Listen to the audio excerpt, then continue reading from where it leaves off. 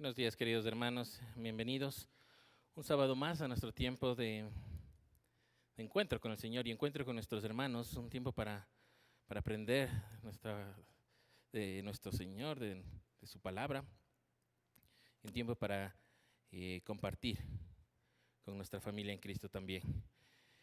Quiero pedirle que me acompañe en oración antes de empezar este estudio. Oremos, por favor.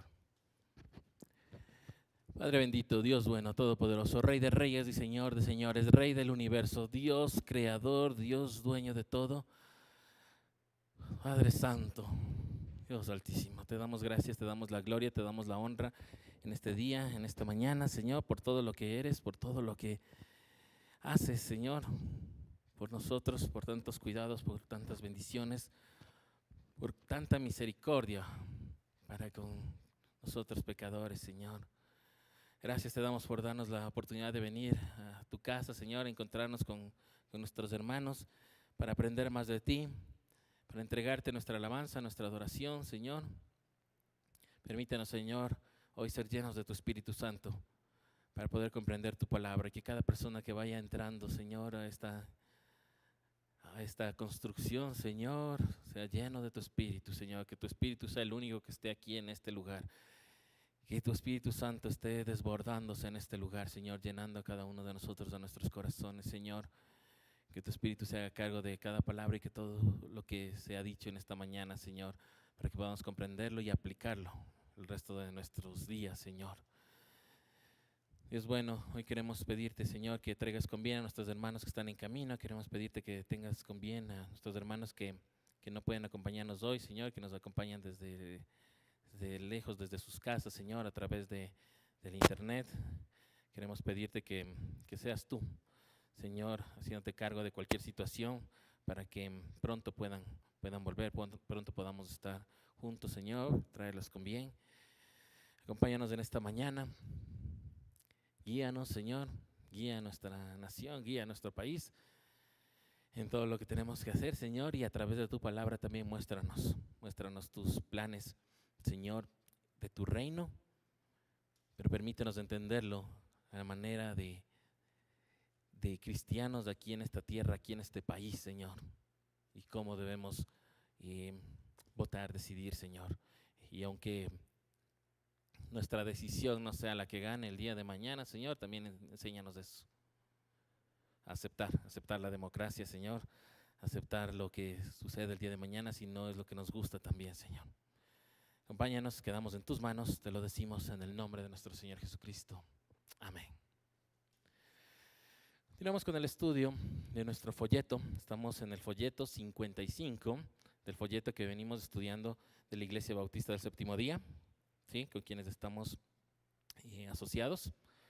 Ya 55 folletos hemos usado con ellos. Cada uno de ellos nos sirve para 3 meses. Nos encontramos hoy ya en la lección 10, que se encuentra en la página 67. Si usted tiene el folleto, nos encontramos en la página 67. El tema de hoy es el tema número 10, que se llama Heredando el Reino. Pasamos ya a una nueva unidad, a la unidad 3.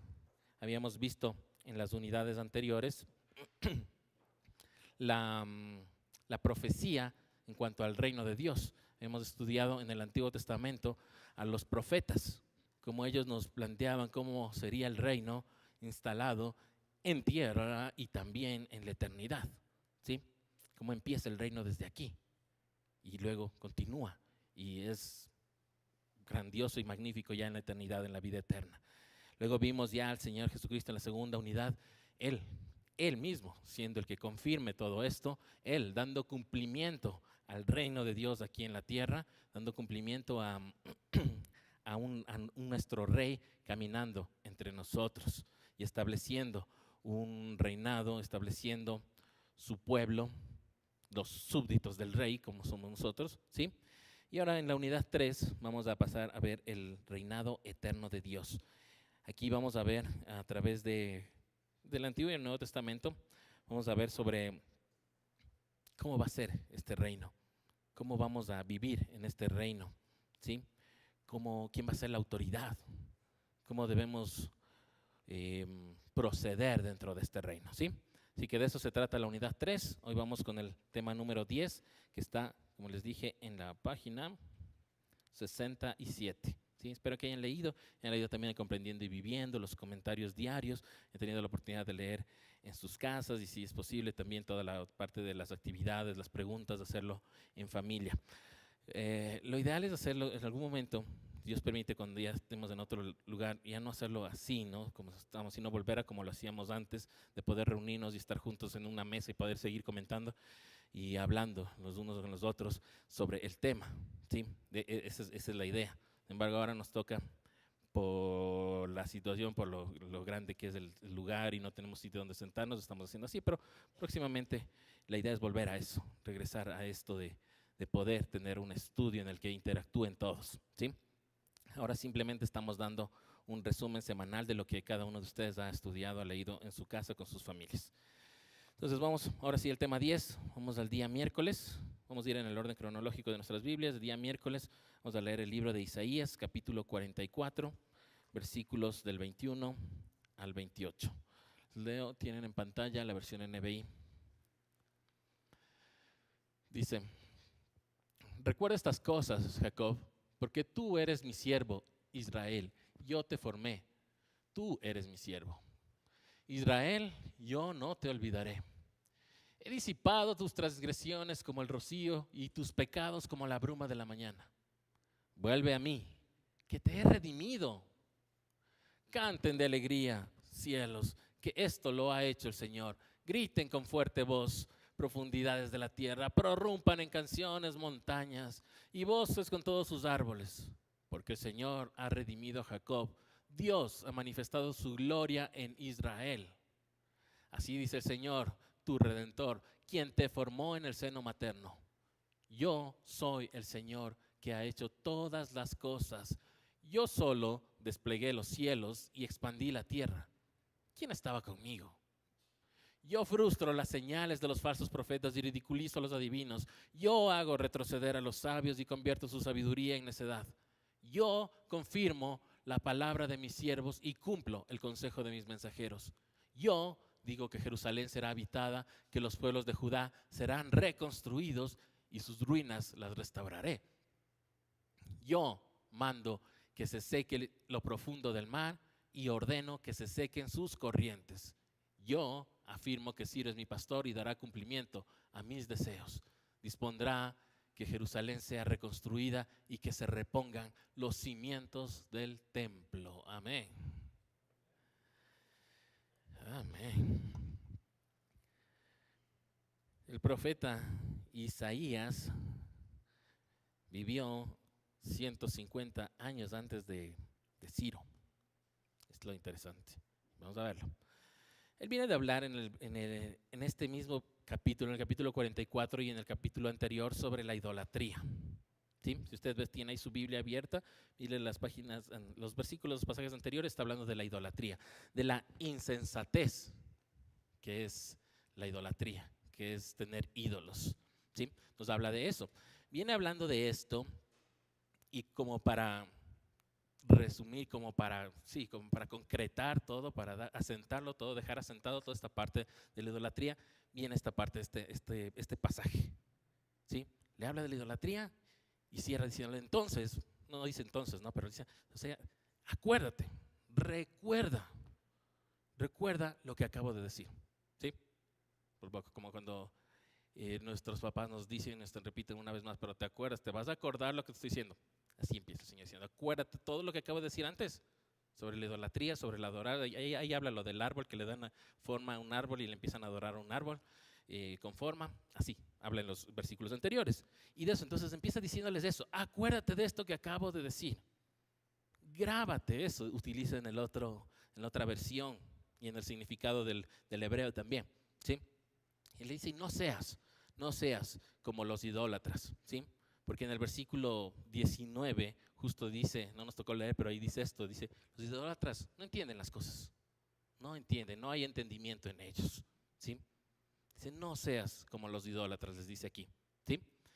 Y aquí usa siempre esto que mencionamos, para que por si acaso no haya escuchado antes, cuando habla de Jacob e Israel indistintamente. pero los menciona por separado. Cuando habla de Jacob, nos habla de las 12 tribus, ¿sí? Del pueblo, de los descendientes directos de los que son judíos o no, ni siquiera judíos, sino también de cualquier otra de las tribus, ¿sí? Y cuando habla de Israel, ya habla de todas esas 12 tribus más todos los otros adoptados, aceptados en el pueblo, ¿sí? Todos esos. Entonces así nos habla aquí no solo en este pasaje nos habla Isaías, sino a lo largo de la palabra, ¿sí? Y le dice, tú eres mi siervo, tú eres mi siervo. Recuerda eso, recuerda tú, has sido escogido como mi siervo, ¿sí? Como que nos está hablando a nosotros. Recuerda eso, recuerda que eres un siervo, por lo tanto tú eres distinto a esos idólatras que acabamos de mencionar en versículos anteriores. Eso nos está diciendo, acuérdate. Cuando te dicen a alguien, acuérdate que tú no eres como ellos, tú eres de otra forma. Como lo que te acabo de decir que está mal, acuérdate y no lo hagas. Nos dice a nosotros, acuérdate que tú eres siervo, no puedes andar como ellos, como idólatras, ¿sí? Como los esclavos de un tronco de árbol. Y luego utiliza esta misma palabra de acordarse y recordar, ¿sí? Y de grabarse, pero lo pone en él y dice, porque yo no me olvido. Tú acuérdate, porque yo sí me acuerdo. Tú tal vez te olvidas que eres un siervo, tú tal vez te olvidas que eres un sacerdote de este reino, pero yo, Dios, yo no me olvido de eso, te está diciendo y nos está diciendo a cada uno de nosotros, ¿sí? Por lo tanto, tú debes acordarte también de mí, ¿sí? En el 21. En el 22 nos recuerda qué nomás ha hecho, ¿sí? Sigue recordándonos, sigue trayéndonos a memoria, porque se nos olvida nuestra memoria, nuestros corazones son así de frágiles que nos olvidamos todo lo que ha hecho el Señor, todo lo que nos pide el Señor, y volvemos a hacerlo y volvemos a caer, ¿sí? Entonces nos vuelve a decir y nos vuelve a repetir, mira lo que he hecho, he disipado, he deshecho, he quitado, he borrado, ¿qué? Todas las transgresiones. En la otra versión dice toda la deuda. Ya tu deuda está ya quitada, ha sido quitada tu deuda. Acuérdate de eso, acuérdate que ya está hecho eso. Nos está diciendo, empieza diciendo, ¿sí? ¿Cómo qué? Como el rocío. ¿Visto cómo es el rocío? ¿Vio el rocío hoy en la mañana? Está ahí y de pronto empieza a salir el sol y se disipa y desaparece. Así dice que hizo con nuestra deuda, con nuestras transgresiones, ¿sí? Mandó a lo lejos. Y luego usa esta otra figura, en cambio, de la bruma o la niebla, que es más gruesa, que es más espesa, ¿no es cierto? Que no nos deja ni ver, pero lo pone ahí como el pecado. Y el Señor dice que a esa también la retira. Aunque sea más pesada, también la quita, ¿sí? Y ahí lo que me gusta, lo que quiero destacar y que ustedes se acuerden es que dice, vuelve, porque te he redimido.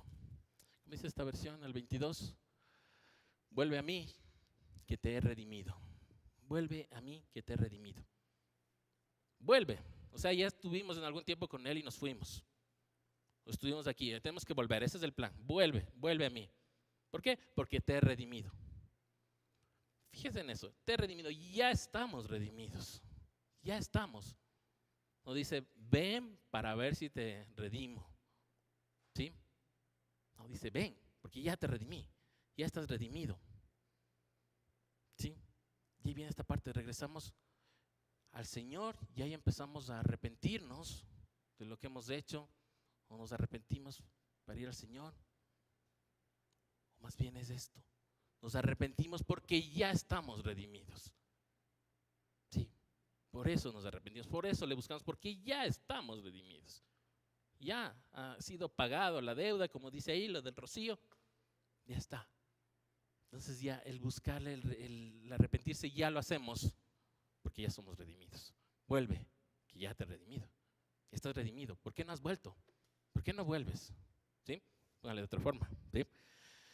El 23, mire, dice, usted tiene esta idea de que ya es redimido y cómo no alegrarse. Y yo veo a ustedes al momento que les cuento esto, cómo no alegrarse, cómo no alegrarse. Y el Señor les dice, mire, a toda la creación le estoy mandando alegrarse y toda la creación se alegre, toda la creación cantan alegres a fuerte voz, dan gritos, montes, bosques, cielos, tierra, todo. Algo se mencionó de esto la semana anterior en el estudio también, ¿sí?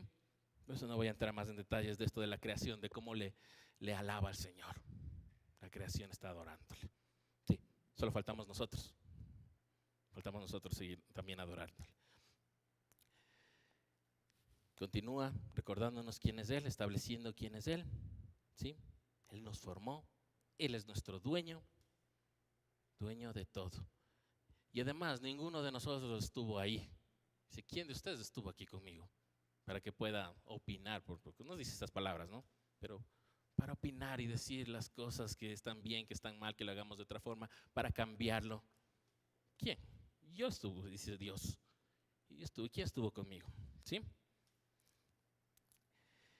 Y en el 25, Él dice que a los falsos profetas, a los magos, a los adivinos, los deja en ridículo, ¿sí?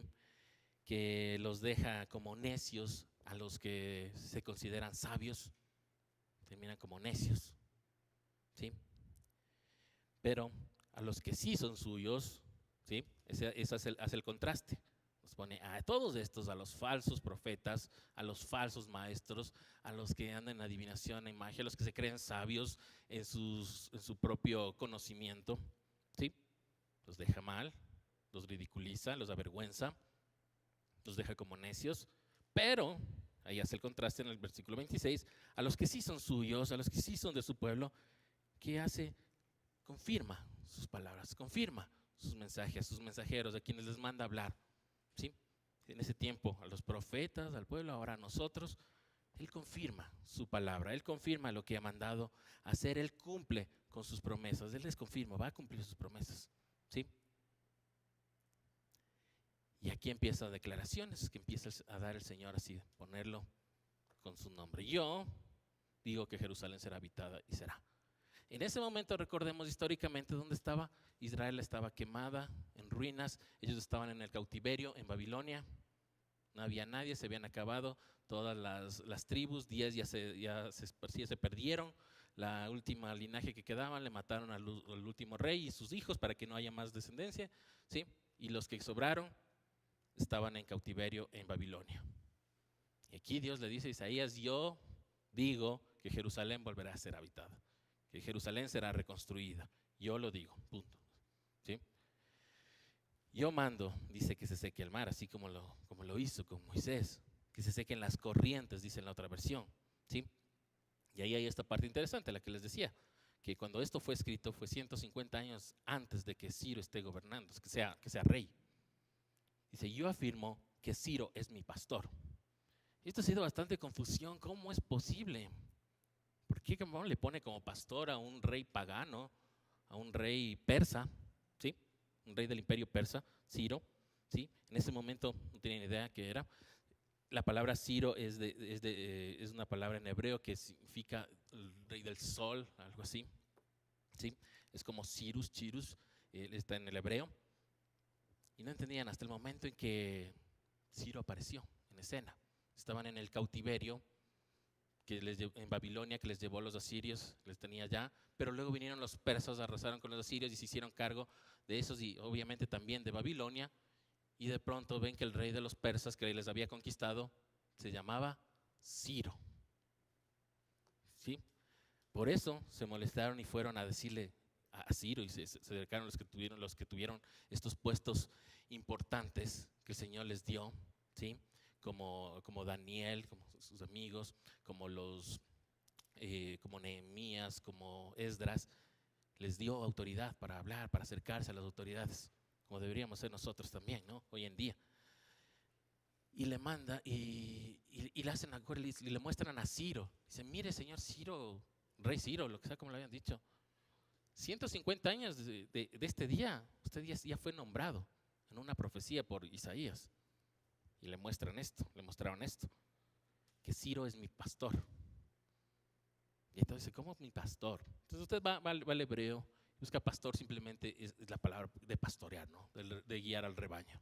No está hablando de puesto de autoridad, de sacerdote, de levita, no está hablando de eso, está hablando del pastor, de quien guiará, guiará al rebaño, empujará, mandará, enviará a eso, un pastor, ¿sí? Y eso le dice, yo digo que Ciro es mi pastor, el encargado de las ovejas, para cumplir ¿qué? Mis deseos. ¿Y cuál es su deseo? ¿Cuál es el deseo del Señor?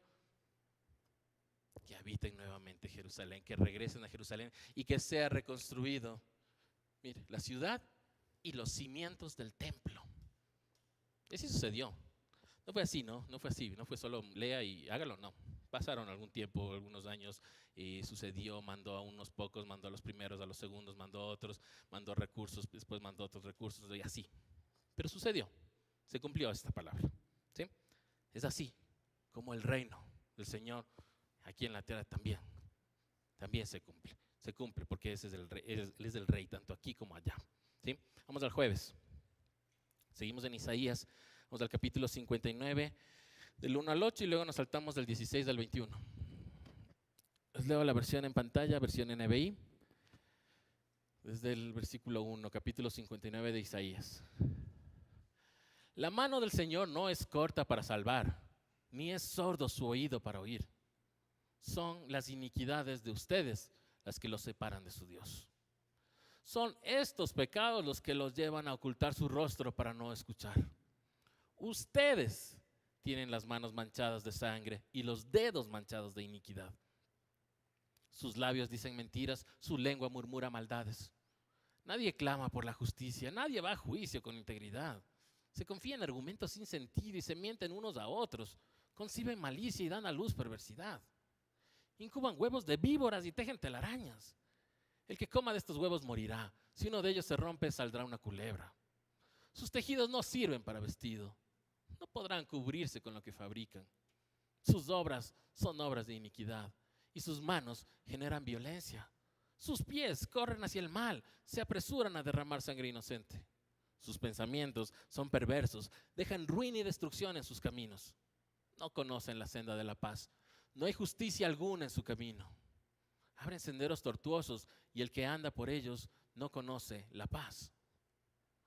Lo ha visto y le ha asombrado ver que no hay nadie que intervenga. Por eso su propio brazo vendrá a salvarlos. Su propia justicia los sostendrá. Se pondrá la justicia como coraza y se cubrirá la cabeza con el casco de la salvación. Se vestirá con ropas de venganza y se envolverá en el manto de sus celos. Les pagará según sus obras, a las cosas lejanas les dará su merecido. Furor para sus adversarios y retribución para sus enemigos. Desde el occidente temerán el nombre del Señor y desde el oriente respetarán su gloria, porque vendrá como un torrente caudaloso impulsado por el soplo del Señor.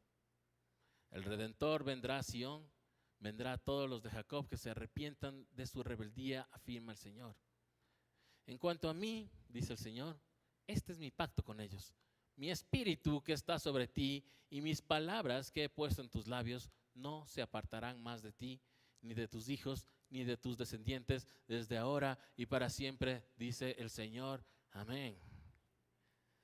Amén. Y promesa al final que nos encanta también, ¿verdad?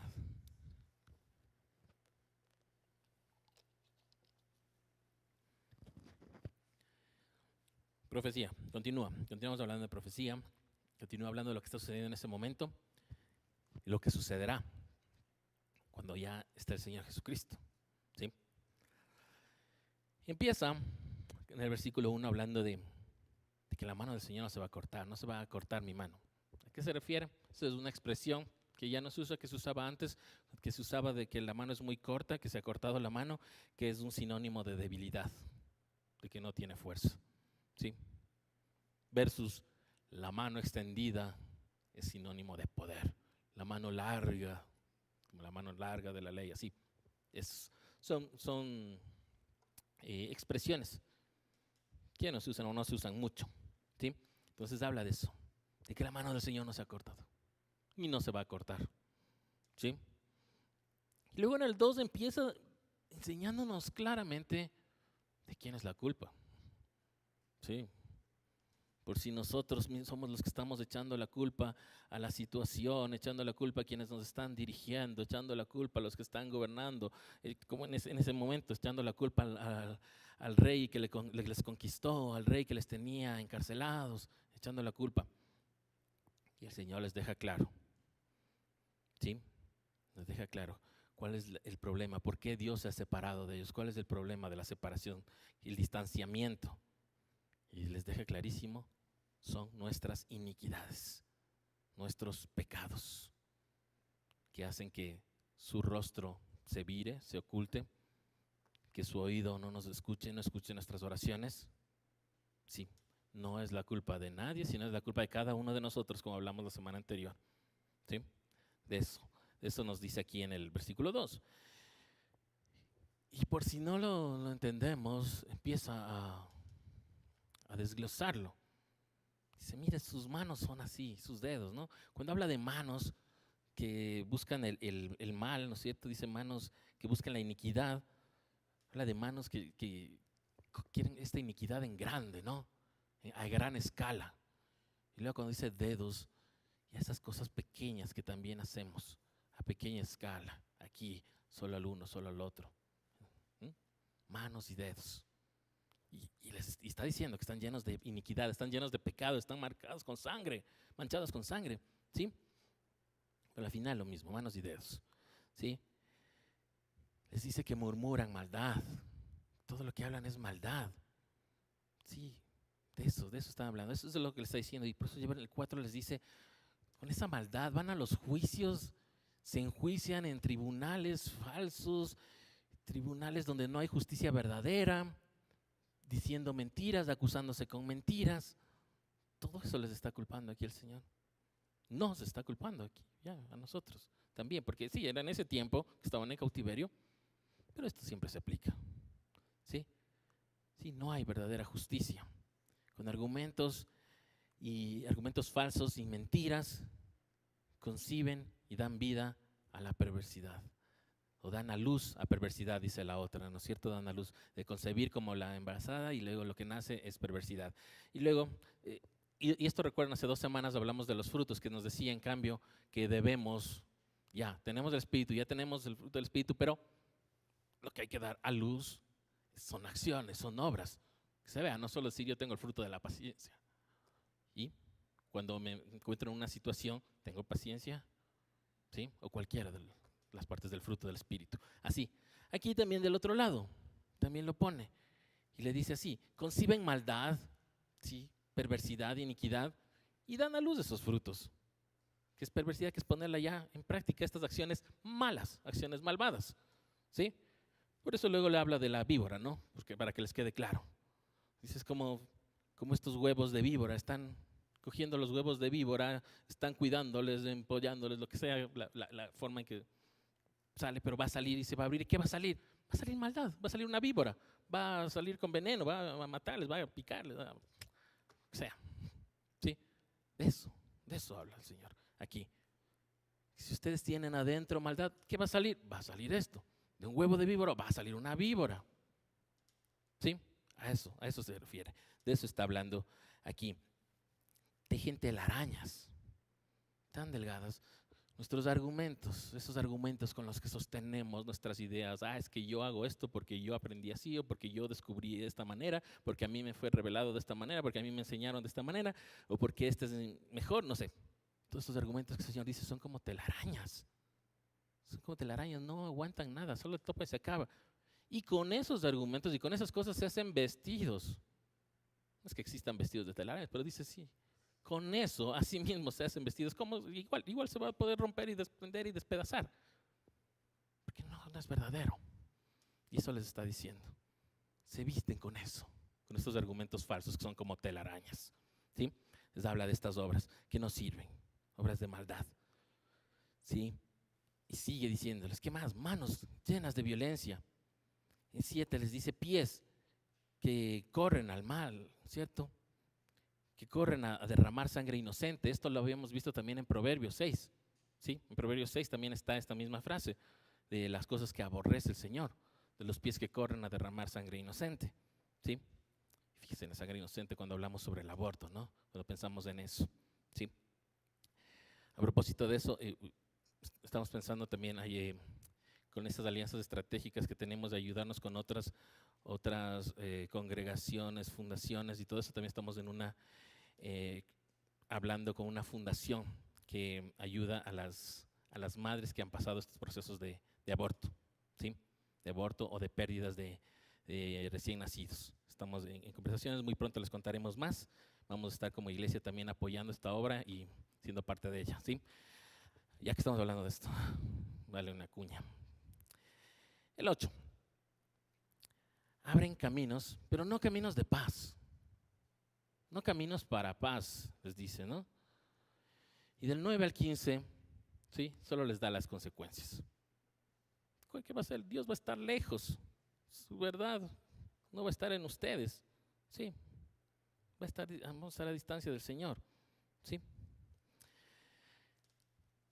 Eso está súper claro, no me voy a quedar ahí explicando porque si no luego no alcanzamos a explicar todo. Y luego va el 16, que es lo que ya sí nos tocaba leer, ¿sí? Y usted fíjese, tal vez en su Biblia, esto lo tiene en letras rojas, que son las letras que hablan sobre Cristo, sobre el Mesías, sobre Jesucristo, sobre Jesús, ¿sí?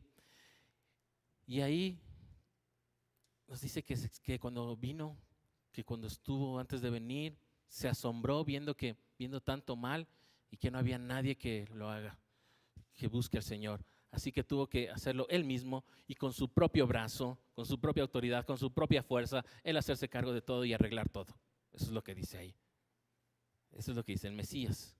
Al ver que no hay nada ni nadie justo, ¿sí? Se hace cargo por sí mismo para venir a salvarnos por su Espíritu, por el Espíritu Santo, con poder, ¿sí? ¿Y cómo? Y ahí nos habla, mire de esto. Ya en Isaías se hablaba de la coraza de justicia y el casco de la salvación. Eso que está en Efesios 6, ¿sí? Que hemos estudiado también en el Nuevo Testamento en Efesios 6. Que vendrá así con esa coraza de justicia y con el casco de salvación, ¿sí? Con la coraza de justicia usted se enfrenta y usted va y está cubierto con esta coraza de la justicia. Pase lo que pase afuera, lo que esté sucediendo, igual usted está cubierto de la justicia de Dios, que es lo más importante, ¿sí? Y con el casco de la salvación, con la que vino el Mesías, el Señor Jesucristo, ¿sí? Dice que también vendrá con ropas de venganza, y hay muchos se sorprenden y se asustan, la venganza, ¿no? Simplemente la palabra venganza también significa pago, retribución, ¿sí? Lo que se le debe. Así que por eso el siguiente versículo dice que vendrá con esa ropa y el siguiente versículo dice que pagará según sus obras, según lo que hayan hecho a los malvados. Dice que todos tendrán su merecido. Es la típica palabra, te van a dar tu merecido, vas a tener tu merecido. Viene de aquí, el Señor lo dijo, ¿sí? Que a los malvados van a tener su merecido, lo que merecen por sus obras de maldad, ¿sí? El 19 y 20 nos habla cómo vendrán de todas partes, de todos los lugares para arrepentirse. ¿Se acuerdan en el pasaje anterior, el día anterior, hablamos de que nos arrepentíamos porque ya estamos redimidos, no para que nos redima, ¿sí? Y el 21 nos deja claro este pacto de reinado, este pacto de rey con sus súbditos, ¿sí? Que le dice, mi espíritu va a estar con ustedes, yo les voy a entregar mi espíritu. Y fíjese, para cada uno de ustedes, para usted, para mí, el Espíritu Santo, sus palabras en nuestras bocas, sí, eso les promete. Eso es parte del pacto, de lo que nos está dando como rey a los que estamos en su reinado. Y lo dice como promesa hasta sus generaciones. Que así sea, amén. Vamos al siguiente, vamos al martes. Y pasamos ya al Nuevo Testamento. Vamos al primer libro del Nuevo Testamento, Mateo. El martes teníamos que leer Mateo capítulo 16, versículos 21 al 28. Les leo la versión NBI que tienen en pantalla. Desde entonces comenzó Jesús a advertir a sus discípulos que tenía que ir a Jerusalén y sufrir muchas cosas a manos de los ancianos y de los jefes, de los sacerdotes, de los maestros de la ley, y que era necesario que lo mataran y que al tercer día resucitara. Pedro lo llevó aparte y comenzó a reprenderlo. De ninguna manera, Señor, esto no te sucederá jamás. Jesús se volvió y le dijo a Pedro, aléjate de mí, Satanás. ¿Quieres hacerme tropezar? No piensas en las cosas de Dios, sino en las de los hombres. Luego dijo Jesús a sus discípulos, si alguien quiere ser mi discípulo, tiene que negarse a sí mismo, tomar su cruz y seguirme. Porque el que quiera salvar su vida, la perderá. Pero el que pierda su vida por mi causa, la encontrará. ¿De qué sirve ganar el mundo entero si se pierde la vida? ¿O qué se puede dar a cambio de la vida? Porque el Hijo del Hombre debe venir en la gloria de su Padre con sus ángeles y entonces recompensará a cada persona según lo que haya hecho. Les aseguro que algunos de los aquí presentes no sufrirán la muerte sin antes haber visto al Hijo del Hombre llegar en su reino. Amén.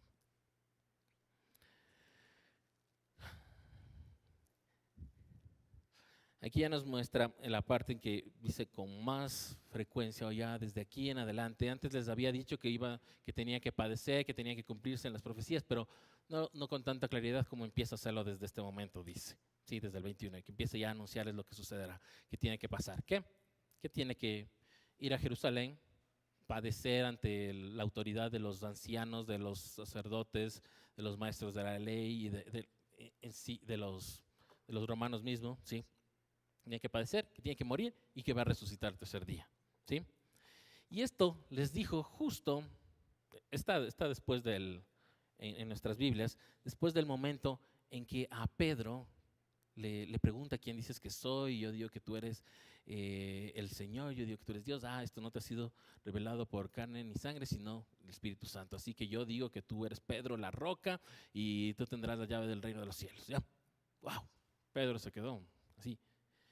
Y con eso le escucha decir a Jesús que tiene que padecer, morir, y Pedro ya se siente con autoridad y declara que jamás te suceda eso, Señor Jesús.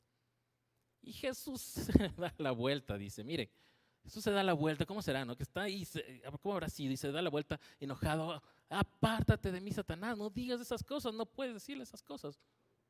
Sí, se da la vuelta así, le dice eso. Y luego dice que otra vez se vuelve a dar la vuelta y habla ante todos los discípulos. En ese momento, apártate de mí, Satanás, fue para Pedro directamente y luego ante todos. Por eso, y en el griego original está el giro, el movimiento, se da la vuelta y da la vuelta. ¿Sí? Y después de reprenderle a Pedro, les dice a los discípulos que es un tropiezo, que Pedro está siendo usado por Satanás como un tropiezo, ¿sí?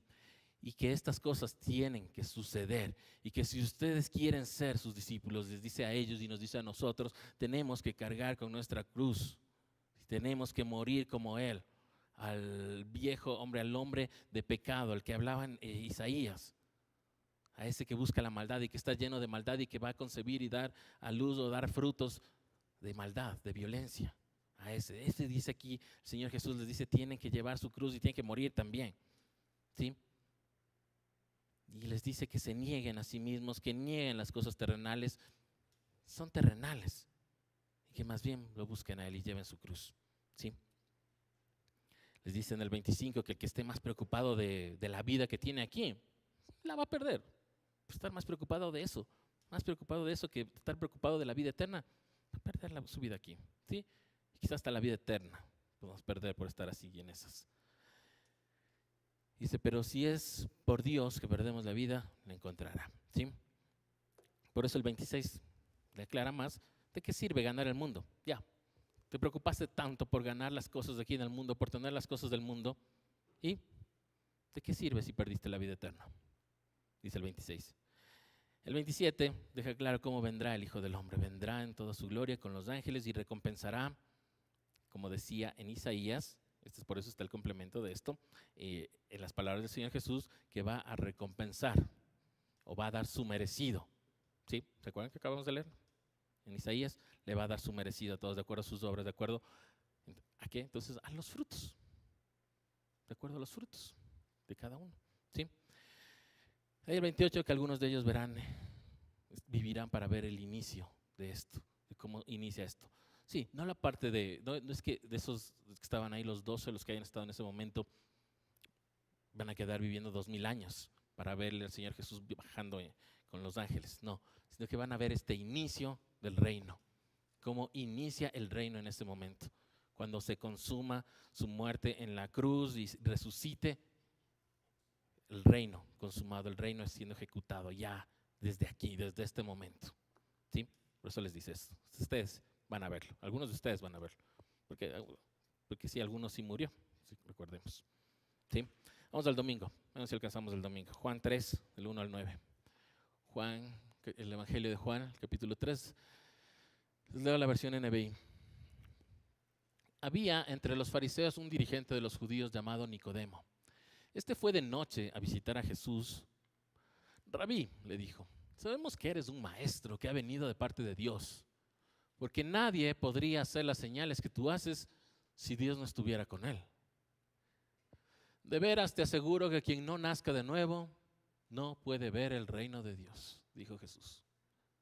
¿Cómo puede uno nacer de nuevo siendo ya viejo?, preguntó Nicodemo.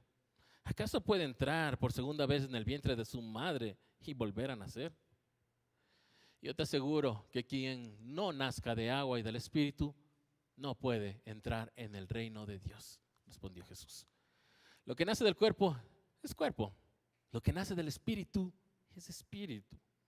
No te sorprendas de que te haya dicho, tienen que nacer de nuevo. El viento sopla por donde quiere y lo oyes silbar, aunque ignoras de dónde viene y a dónde va. Lo mismo pasa con todo el que nace del Espíritu. Nicodemo replicó, ¿cómo es posible que esto suceda? Amén. Hemos ya hablado de esto en algún sermón o un estudio. Hemos dicho todo como Nicodemo, siendo uno de los dirigentes que nos dice ahí, una autoridad en los judíos, en Judá, ¿sí? Reconoce al Señor Jesús como maestro, le dice rabí, pero tiene que irlo a buscar a oscuras, en la noche, ¿sí? Para que nadie le vea, para que nadie se entere que uno de los, sí, de los sacerdotes, de los maestros de la ley, está hablando con Jesús, reuniéndose con él, ¿sí? Pero le reconoce, y le reconoce que viene de Dios, porque dice, nadie puede hacer las señales que tú haces, ¿sí? Y ahí Jesús le dice esto de que no verán el reino si es que no nacen de nuevo. Nacer de nuevo. Nicodemo, nacer de nuevo, ¿cómo? Nicodemo pide explicación, ¿cómo? No hay como meterse otra vez en el vientre de la madre ya siendo viejo y volver a nacer. ¿De qué hablas? ¿Qué estás diciendo? ¿No? Como muchos de nosotros, pues, tranquilamente, si no intentemos y le preguntamos al Señor Jesús, ¿de qué estás hablando? Y el Señor Jesucristo en el versículo 5 les dice, tienen que nacer de agua y espíritu para que puedan entrar en el reino de los cielos. Bueno, que estamos hablando del reino, estamos hablando del reino justo de Dios, estamos en el tema heredando el reino, entonces estamos hablando de esto. Enfoquémonos en esta parte. Para entrar en el reino hay que nacer de nuevo del agua, ¿sí? Y del espíritu, ¿sí? Porque no era solo del agua, y esto ya lo vimos en otra de las lecciones que Juan el Bautista mismo les decía, sí, es parte de lo que tiene que hacer es entrar al agua, sí, pero también tiene que entrar el espíritu en ustedes, ¿sí? En ese momento, cuando Juan el Bautista lo hacía, el Señor Jesucristo todavía estaba ahí. Ahora ya tenemos la bendición de que si usted puede entrando al agua aquí mismo puede también suceder lo del espíritu. O sí, en cualquier otro momento, pero sí. Ya es distinta la situación de ese tiempo histórico, ¿sí? Y le dice eso, que deben hacer nuevamente de agua para entrar, ¿sí? Y justo vamos a tener bautismos en 2 semanas, ¿sí? En 2 semanas más. Vamos a tener bautismos para los que estén hablando de este tema, ¿sí? Pero aparentemente Nicodemo seguía sin entender. Nacer de agua, nacer de espíritu, ¿qué es de eso?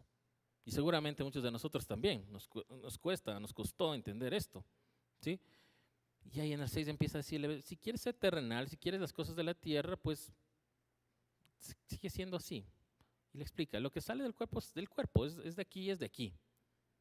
Pero para que sea algo espiritual, para que sea algo eterno, tiene que haber salido del espíritu, tiene que nacer del espíritu, ¿sí?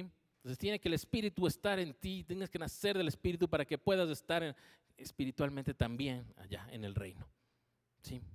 Porque allá no vamos a ir con estos cuerpos, y eso nos queda claro en otros pasajes, sino en otra forma, que no nos explica, pero en otra forma, ¿sí? Y ahí le dice en el 7, que no te sorprenda que diga otra vez que tienes que nacer de nuevo, ¿sí? Y en el 8, aparentemente, Nicodemo seguía confundido, seguía sin entender esto, ¿no? Yo creo que a muchos de nosotros nos sigue pasando, nos ha pasado, y seguimos, y nos explica la segunda vez y sigue sin entender. Y otra vez le vuelvo a explicar. A ver, Nicodemo. ¿Ves el viento? ¿El viento le ves? No, pues, no. ¿Pero sabes que está el viento? Sí. ¿Le sientes al viento? Sí. Así. Hay cosas que no sabes, no las ves, pero crees que está aquí. Está aquí el viento, nos está soplando, nos está moviendo el cabello seguramente, donde estaban reunidos en ese momento, las túnicas. Sí, así. Tú crees, y eso es todo. Tú crees en las cosas espirituales. Esto es por fe, no las ves, no las entiendes.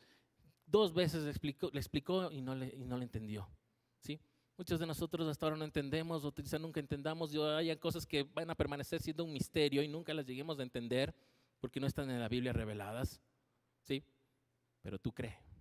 Es lo que le dice Nicodemo. Esa es la parte central de lo que le dice Nicodemo. Tú crees así. Como sientes el viento, no le ves, pero le crees porque te está moviendo, porque está moviendo las velas de los barcos. Así, cree en lo espiritual, ¿sí? Y por eso después le da la explicación ya en el lunes, no vamos a llegar allá, pero en el lunes, en Juan 3, del 10 al 21, ya cuando le sigue hablando de esto, le habla de esto, de la necesidad de bautizarse, ¿sí? Porque Nicodemo le dice, ¿y cómo es esto? Y el Señor Jesús en el versículo 10, estamos en el 10, vamos al lunes, no vamos a leerlo porque ya no alcanzamos, pero vamos al lunes, que nos tocaba leer. El versículo 10 le dice, pero tú siendo el maestro, tú eres el maestro de la ley, tú eres el que sabe las escrituras y no entiendes esto, ¿sí? Le dice, deberíamos estar hablando y dando testimonio de lo que creemos. Es lo que creemos. Creemos sin ver, sin haber visto. No estuvimos ahí el día en que el Señor Jesús resucitó, no estuvimos ahí el día que estuvo crucificado, no estuvimos ahí, pero creemos en esto. Eso le está diciendo a Nicodemo, está tratando de que Nicodemo entienda esta parte, ¿sí? Que en el 12, lo terrenal no entienden, los que piensan en lo terrenal no entienden cómo esto de bautizarse en agua te va a regenerar, a hacer una nueva criatura. ¿No entiendes? No, porque no tiene sentido, todos los días me baño. Por poco le podía haber respondido a Nicodemo, ¿no? Y cuando salgo, no salgo siendo otra criatura. ¿Por qué? Porque esto es diferente. El Señor Jesús le dice, solo cree. Así es, no puedo hacerte entender porque la parte espiritual va más allá de tu entendimiento. Nuestro entendimiento es lo que da nuestro cerebro, de nuestra capacidad para entender las cosas celestiales. Por eso le dice, ¿cómo entenderán lo celestial? ¿Cómo van a entender lo celestial? ¿Sí? Por eso dice aquí, esto que te estoy diciendo no te dice alguien humano. No es que uno de ustedes subió al cielo y le vino y está explicando. Siendo yo que soy el único que ha estado en el cielo y bajo a hablarles. He podido bajar a hablarles. Eso le dice el Señor Jesús ahí a Nicodemo, ¿sí? Y luego le dice en el 14 que como en tiempos de Moisés se puso cuando estaban pasando enfermedad, puso una estaca con una serpiente y tenían que regresar a ver y creer en Dios, no en la serpiente. La serpiente era solo para acordarse de que tenían que regresar a Dios, arrepentirse, como vimos en los pasajes anteriores, y creerle a Dios, y eran sanados. Así le dice, ahora, el Señor Jesús, el Hijo del Hombre, no está hablando de él mismo, ¿no? El Señor Jesús tenía que ser crucificado, muerto, sepultado, resucitado, y nosotros mirar eso, creer en eso, y somos igual sanados, salvados. Amén. Esa es la idea, esa es la idea central de este día, ¿sí? Quedemos ahí entonces, espero que hayan continuado leyendo el resto de pasajes. Nos tocaba también uno de Tito, me parece, ¿sí? Que el Señor les bendiga. Vamos a los anuncios, por favor.